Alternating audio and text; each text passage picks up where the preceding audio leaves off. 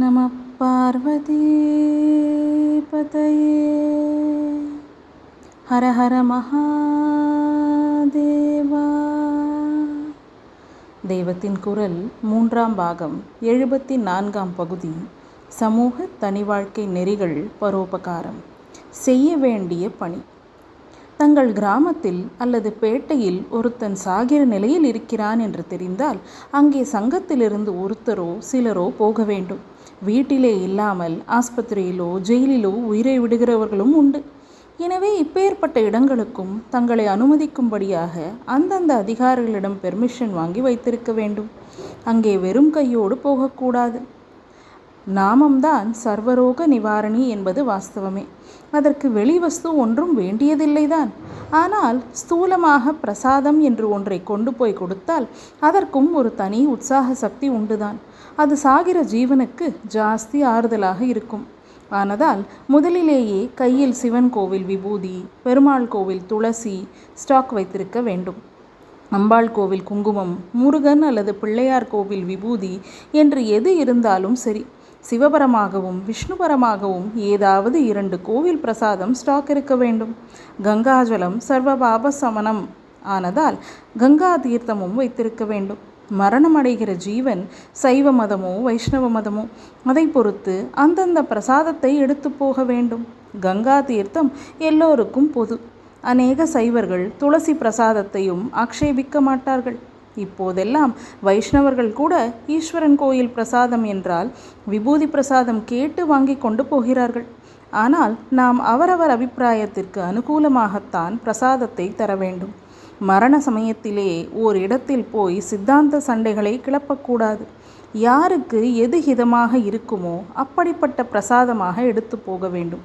விபூதி பிரசாதம் என்பது சிவன் கோவிலில் இருக்கும் தட்சிணாமூர்த்திக்கோ அல்லது தனிக்கோவிலில் இருக்கிற பிள்ளையாருக்கோ சுப்பிரமணிய சுவாமிக்கோ அபிஷேகம் பண்ணப்பட்ட விபூதியாக இருக்க வேண்டும்.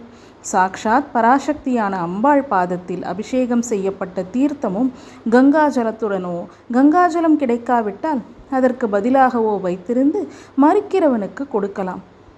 இதேபோல் விஷ்ணுபரமாக பெருமாளுக்கு அர்ச்சனை செய்து துளசியை கொண்டு வந்து உலர்த்தி ஸ்டாக் வைத்து கொள்ள வேண்டும். பெருமாள் பாதத்தில் அபிஷேகமான தீர்த்தமும் கொடுக்கலாம். கங்கை கிடைக்காவிட்டால் அதற்கு பதில் வைஷ்ணவர்களுக்கு பெருமாள் பாத தீர்த்தம் தர வேண்டும்.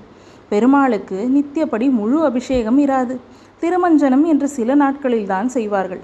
அதனால் மூர்த்தியின் பாதத்தில் மட்டும் அபிஷேகம் பண்ணிவித்து அந்த தீர்த்தத்தை வாங்கி ஸ்டாக் வைத்து கொள்ள வேண்டும். எதற்கும் கங்கை கைவசம் இருப்பது நல்லது. சாவு என்றால் எவனுக்கும் பயம்தான். ஆயுஸ் முழுக்க நாஸ்திகனாக இருந்தவன் கூட அந்திம காலத்தில் ஏதோ ஒரு பெரிய சக்தியின் கையில் தான் இருக்கிறோம் என்று கொஞ்சமாவது தெரிந்து கொள்ளாமல் இருக்க மாட்டான். அந்த நேரத்திலே பயத்தை போக்க அந்த சக்திதான் கதி என்ற எண்ணம் எவனுக்கும் வராமல் இருக்காது. எவனுமே ஈஸ்வர தியானத்தோடு தான் சாக விரும்புவான் என்றே எனக்கு தோன்றுகிறது. ஆனதால் நாம் அவனுக்கு உபகரிப்பதை அவன் நிச்சயம் ஏற்றுக்கொள்வான். அவனுடைய பந்துக்களும் இந்த கைங்கரியத்தை வரவேற்பார்கள்.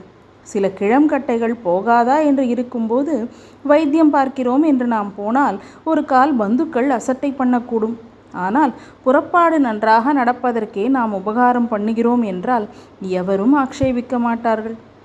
அதிலும் நாம் அவர்களுக்கு எந்த செலவும் சிரமமும் வைக்காததால் நிச்சயம் ஆக்ஷேபிக்க மாட்டார்கள்.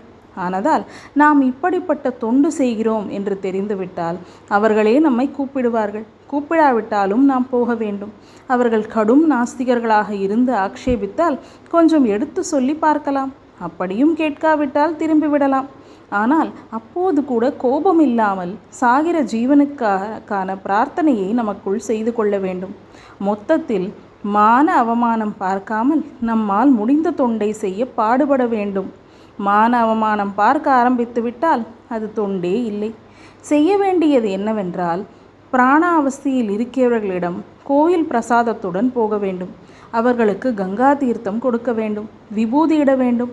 துளசியை வாயில் போட வேண்டும். அவர்கள் பக்கத்தில் உட்கார்ந்து கொண்டு சிவ சிவ சிவ சிவா என்றோ ராம ராம ராம ராம என்றோ உறக்கச் சொல்ல வேண்டும். உறக்க சொல்ல வேண்டியது அவசியம். ஜீவன் காதிலே அது பட்டு மனசை திருப்ப வேண்டுமாதலால் உயிர் போகும் வரையில் இப்படி நாம ஜபம் செய்வதுதான் சிரேஷ்டம். ஆனால் பிராண அவஸ்தையிலேயே ஒரு ஜீவன் மணிக்கணக்காக இழுத்து கொண்டிருந்தால் என்ன பண்ணுவது? நமக்கு மற்ற காரியம் இருக்கத்தானே செய்யும். அதனால் பக்கத்திலே பந்துக்களில் யாராவது ஒருத்தர் முறை போட்டு கொண்டு உட்கார்ந்து நாமஜபம் பண்ணும்படியாக ஏற்பாடு செய்துவிட்டு நாம் நம் கடமையை கொஞ்சமாவது செய்தோம் என்று புறப்பட வேண்டும். குறைந்தபட்சம் சிவநாமாவோ ராமநாமாவோ 1008 தடவையாவது நாம் ஒரு ஜீவனுக்காக சொல்ல வேண்டும். இப்படி பல பேர் சொன்னது அந்த ஜீவனுக்குள்ளே போய் தானாக அது உள்நினைவில் பகவானை நினைத்து கொண்டிருக்கும்படியாக பண்ணியிருக்கும் என்று வைத்துக்கொள்ளலாம். ஆனால் இது 2ஆம் பட்சம்தான். நாம் கடைசி வரை இருக்க முடியாமல் வந்துவிட்டாலும் கூட ஒரு ஜீவன் பிரிகிற போது அங்கு பகவன் நாம சப்தம் இருக்கும்படியாக அவனுடைய பந்துக்களையாவது ஜபிக்கும்படி ஏற்பாடு செய்துவிட்டு வருவதே ஸ்லாக்கியம்.